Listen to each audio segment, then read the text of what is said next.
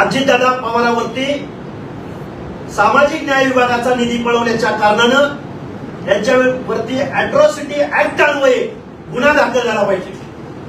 आणि महाराष्ट्राच्या मुख्यमंत्र्यांना माझी विनंती आहे, अजितदादा पवार आणि अर्थ खातं असं काही समीकरण इथं जुळलंय का? अजितदादा पवारांना तर हयात अर्थमंत्रीपद दिलंय? या प्रश्नाचं उत्तर आमच्या एससी एसटी बांधवांना आणि ओबीसी बांधवांना मिळालं पाहिजे।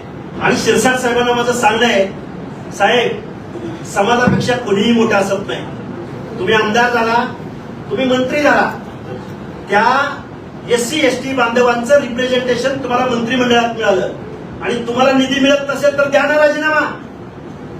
अरे समाजाच्या पुढे तुम्हाला मंत्रिपद प्यारं आहे का? सत्ता प्यारी आहे?